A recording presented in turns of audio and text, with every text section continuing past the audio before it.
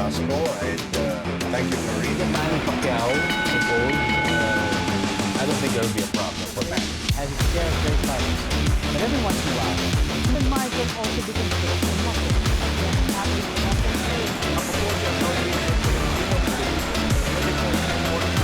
Only here para sa bayan.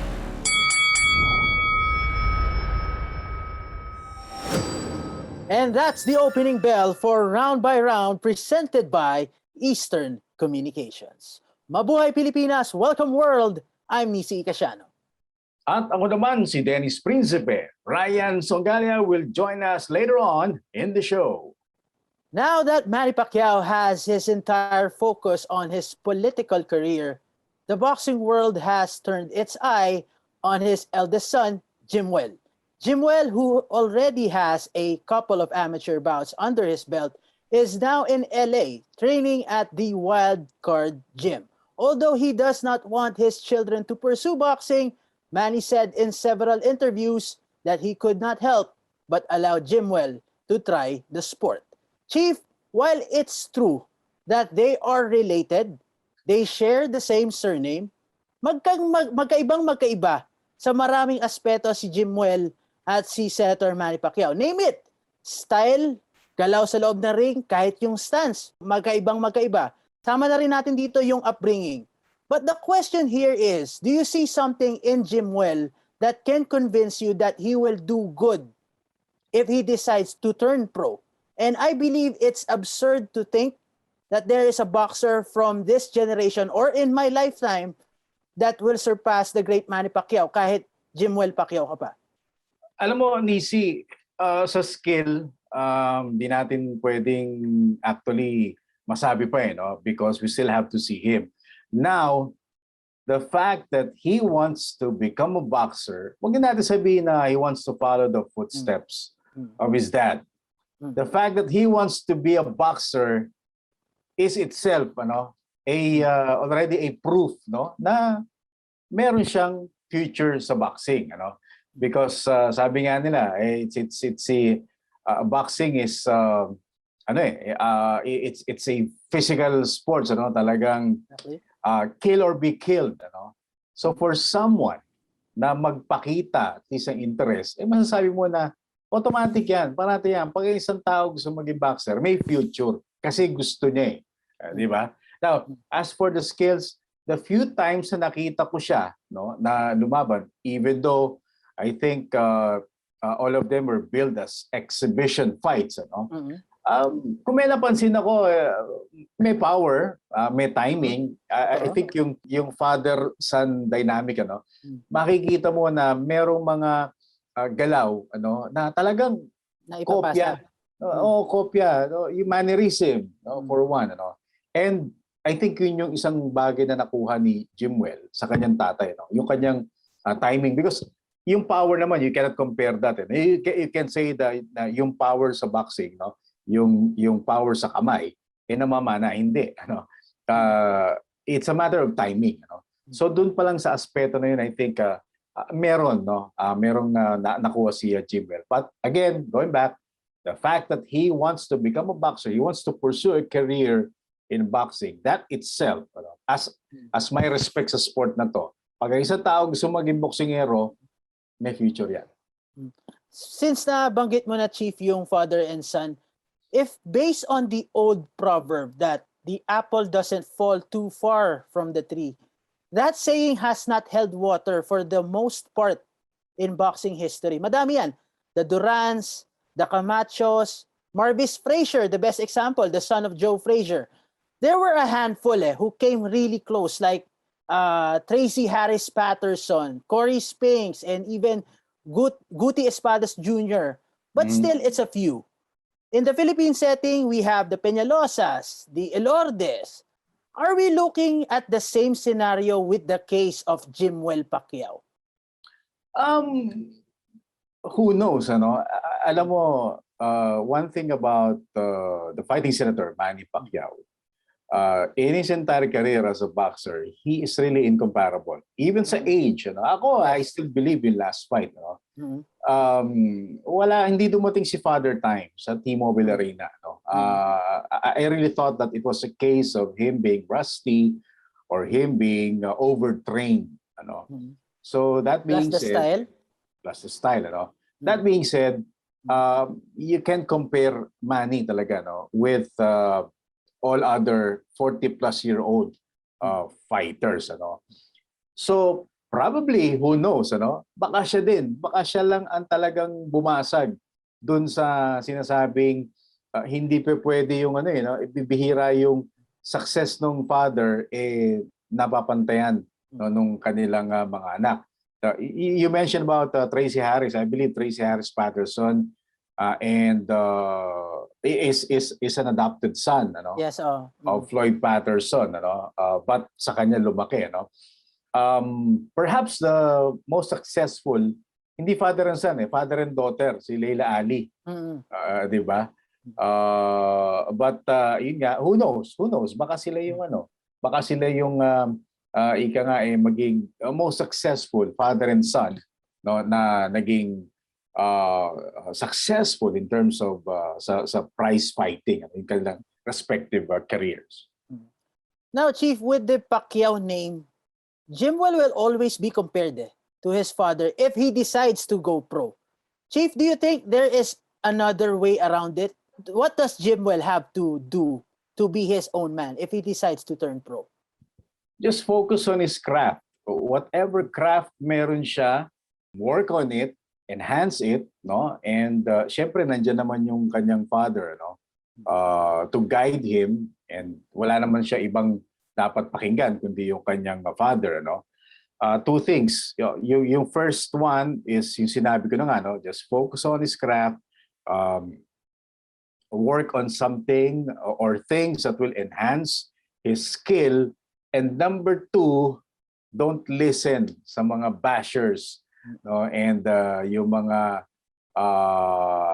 destructive na mga criticisms. Because there will be comparison talaga. Kasi sabi mo nga, dala niya mabigat na pangalan, yung Pacquiao. But personally, I like this for Jimwell, whatever plans he's got in the next couple of months and in the next few years, because I really feel that this will make him a better person. Because for one, he's looking at a legitimate career. Number two, it's good that we're hearing someone na anak ng isang celebrity who's not into not into drugs, not into mga illegal activities, and so on and so forth. It's something that we should consider as a good news, because here's a guy, a young man, who's thinking about his future and is looking at a career that will make him. It may not make him a world champion. It may not make him as successful or even close to what his father has achieved. But definitely it will make him a better person as his career progresses. Well said, Chief. Now, from Jimwell Pacquiao, we turn it over to his father, Manny Pacquiao. A week ago, we tried to analyze what lies ahead in the future of the fighting senator. Chief, you mentioned last week that you expect him to fight before February 8th, the start of the campaign period. With his performance against your Dennis Ugas still up for debate, whether it's the inactivity or simply his age, kung may ilalatag man tayong option para kay Senator Manny Pacquiao, sa tingin mo ba dapat kasama na dito yung tinatawag nilang novelty fight, crossover fights, exhibition fights, or whatever you want to call it? These are low-risk fights, but with high reward, especially that he is building his publicity for the election. Do you think this is the way to go? I really believe that one of the reasons kung bakit lumalaban pa rin si Senator Manny Pacquiao is because of the political aspect. He needs this to enhance yung kanyang chances of winning in the upcoming elections. But of course, depende rin sa kanyang plano. Now, as far as an exhibition fight is concerned, I won't be surprised if that is one option that he is seriously considering. Because remember, he was supposed to fight Conor McGregor. Mm-mm. Kung hindi lang natalo si McGregor sa Kay kanyang Dustin Poirier. huling fight, ano? It was an open secret actually. Ano? And it is something that more than the money, I think it will help Manny Pacquiao put some traction, no, dun sa kanyang political ambition, and that is to become at least the vice president and at most, siyempre, the president of the country, no. So yeah, for sure it's one thing na talagang i-consider niya, and it's good, no, na meron ng mga nauna, no, sina Jake Paul, sina Mayweather, Conor McGregor, Mike hindi Tyson. siya Mike Tyson, and sayang si De La Hoya.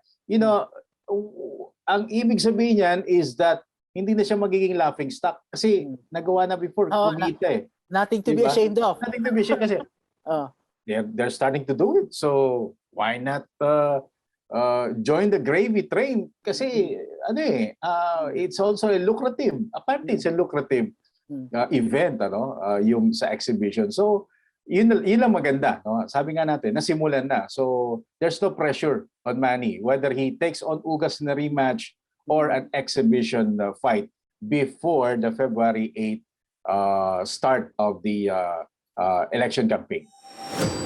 Carl James Martin is one of the hottest prospects in Philippine boxing today.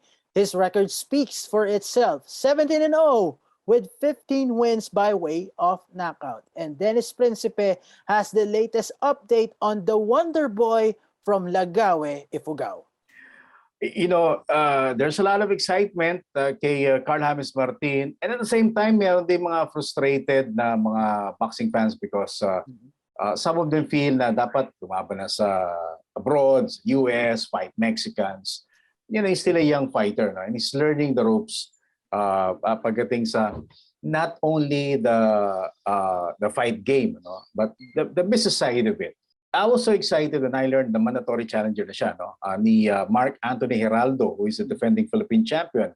But medyo nakaka-disappoint because for the second time nag-back out, no, si Mark Anthony Geraldo because initially ang sabi nila hindi sila makalabas ng bukid noon because of for obvious reasons, yung pandemic.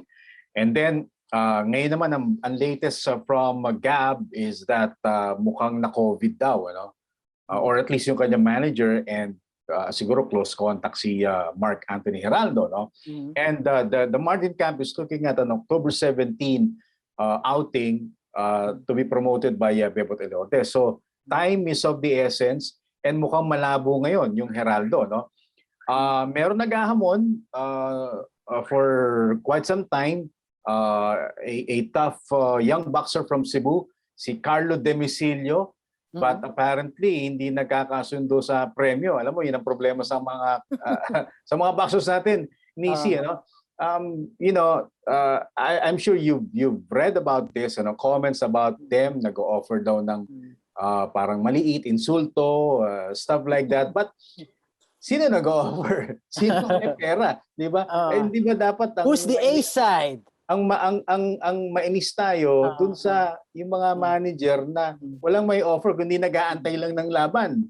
'Di ba? Kasi I've been hearing, so many blabbering, no, na kung mag-offer kayo ganito, pero ang tanong ano ba ino-offer mo sa boxer mo? Wala.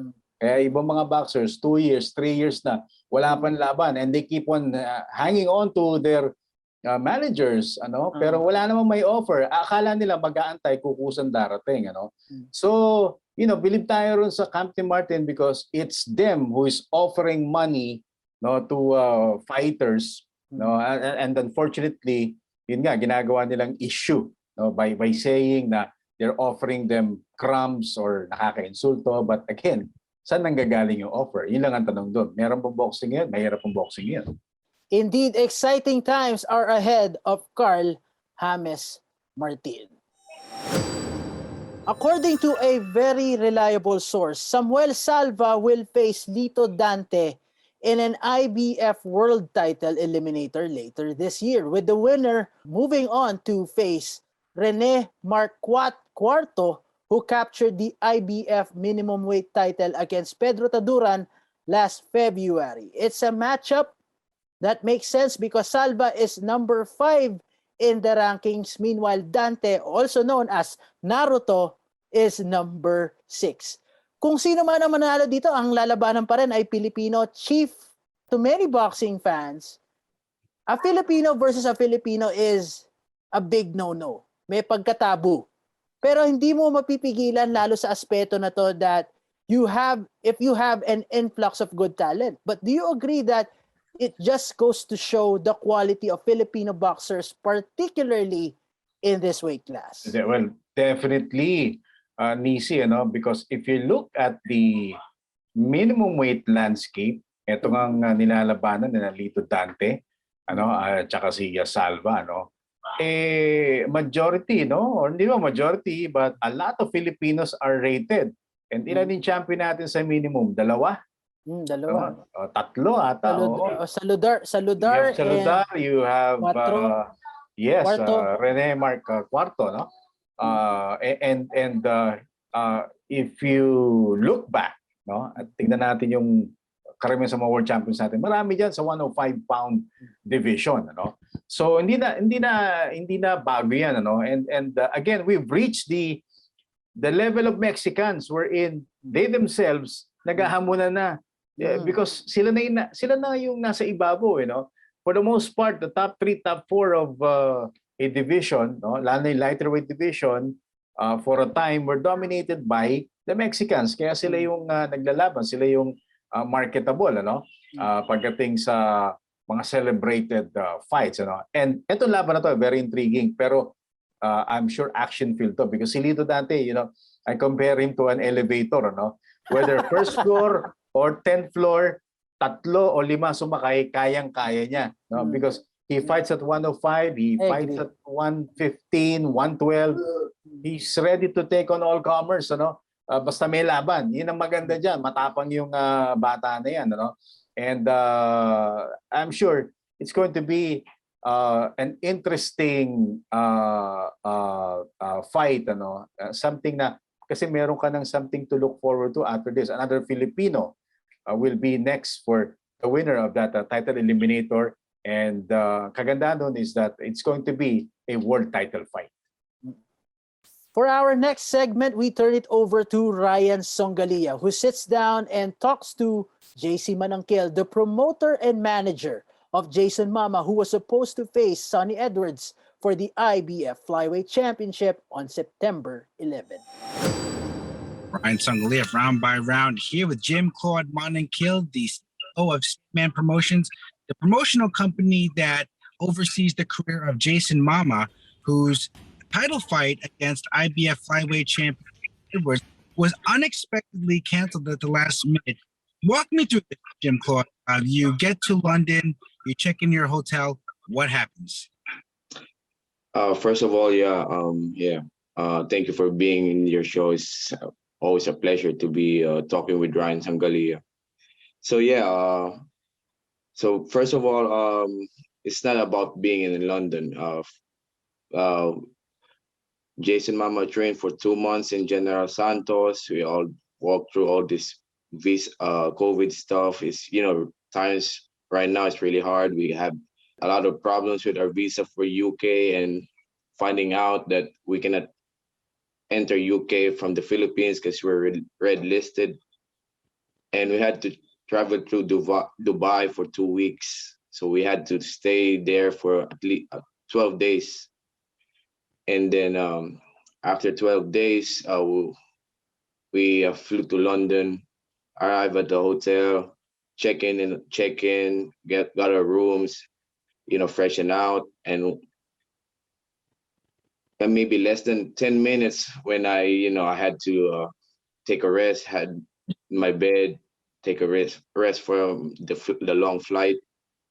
I received an email that maybe less than 10 minutes I got in my room. The fight was canceled. Sonny Edwards was injured with an injured ankle. So it's really devastating, frustrating. I don't know how do you explain that one. So. Mm-hmm. Yes, he injured it on I guess this past weekend and wasn't ready to go. That's the story that is coming out of the UK. From what I'm hearing, you and your team, Jason, Mama, the matchmaker Sean Gibbons, who helped put this fight together, you guys are a bit skeptical of what Sonny Edwards is saying.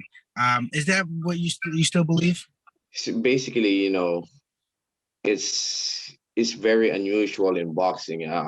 Any boxing people, it's really, you know, you don't really believe on that stuff, especially what we've been through. You know, traveling to Dubai, staying there in the hotel for 12 days, you know, being careful with COVID and stuff, and you get here 10 minutes. You don't believe that stuff is frustrating, but I don't know if he's really injured his ankle. Well, if he doesn't, then we don't know, but it's bottom line is frustrating and whatever it is.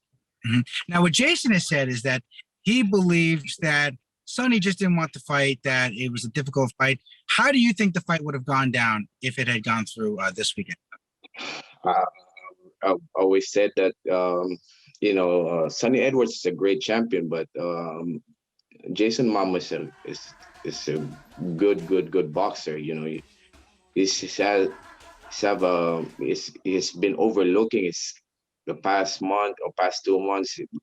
This fight was scheduled. Is you know, Sonny Edwards is very active with his social media. Keep talking about all those unification bout and all these other champions, but looking for past Jason Mama. But Jason Mama is a really good shot to beat him.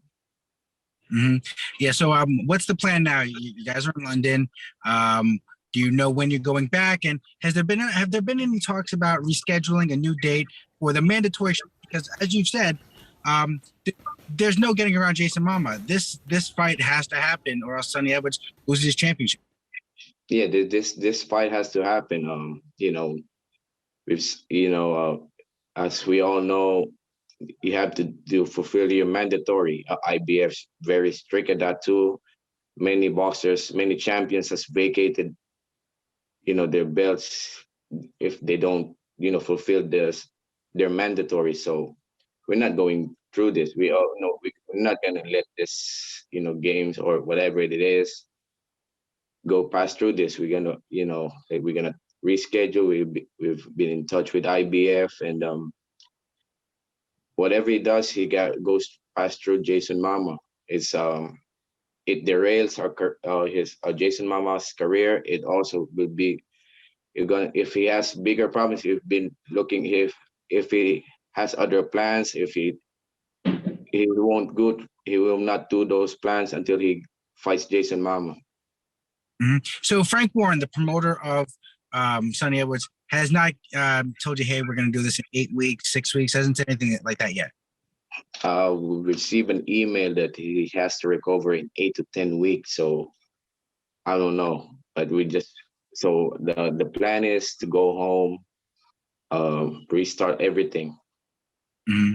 Now, but while I still have you here, Sandman Promotions, based out of General Santos City, you have a lot of very talented young fighters. From what I understand, Jade Bernea just arrived in California. He's got a fight coming up. Ray Marcaballo, he's training in Miami right now. What's the plan with Gaballo, Romero Duno, who's also out there, Jade Bernea? Talk to me about Sandman Promotions. Yeah, all our most of them are now. We send them in the United States. Coach, you said Jade Bernea just arrived the other day in Los Angeles together with our boy Marlon Tapales. Yes, he's going to train with Marlon Tapales. Marlon Tapales recently joined. Also, Mike Plania, Romero Duno, Ray Marcaballo. So Ray Marcaballo is currently the WBC interim world bantamweight champion. Now we're looking for a defense on November.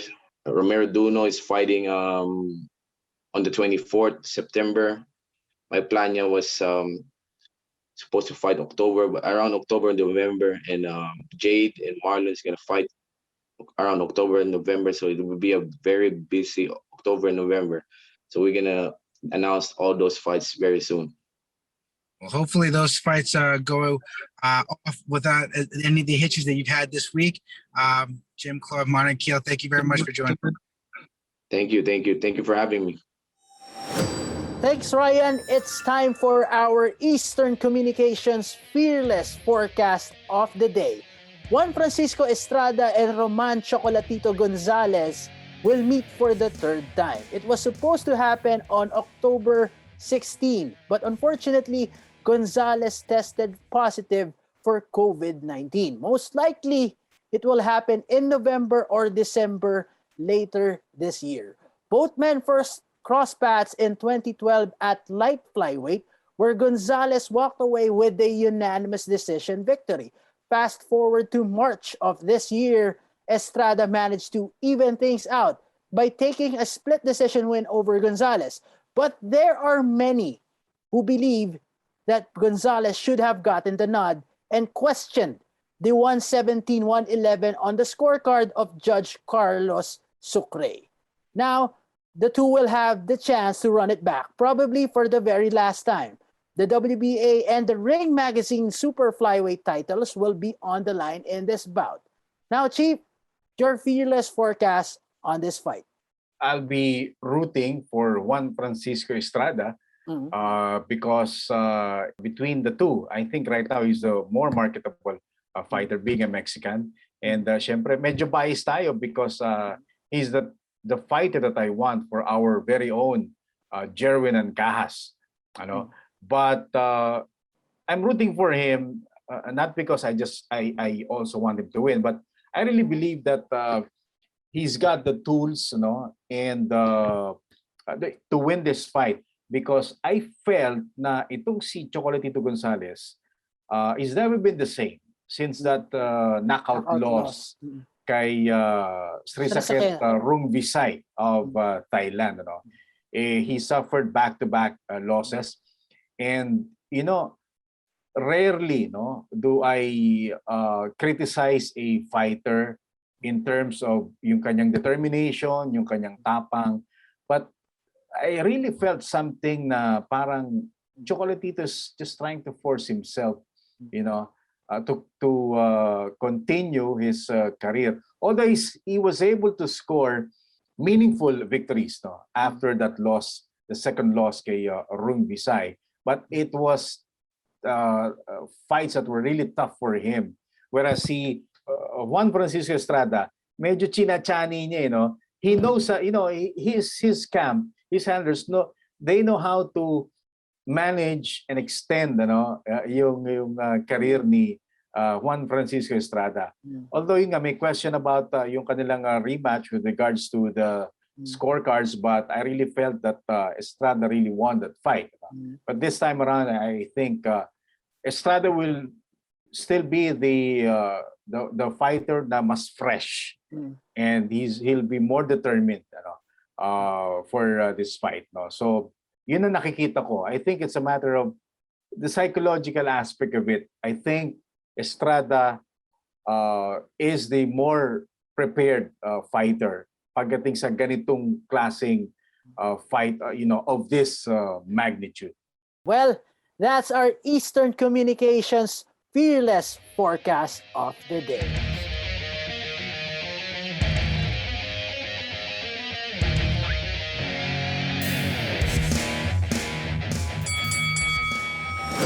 And that's the final bell for today's episode of Round by Round, presented by Eastern Communications. I'm Nisi Casiano. Ato naman po si Dennis Principe. Of course, we're on Facebook at 6 p.m. Monday to Friday, and on YouTube channel. Siyempre, huwag niyo pong kalimutan to like, follow, share, and subscribe now. And also, don't forget to hit the notification bell to get notified about the latest news and fearless views in the world of boxing. Bill Velasco, Attorney Ed Tolentino, and yours truly will be working the fights for you on Monday. So catch us on the next Round by Round. All boxing, all Filipino, all the time. See you.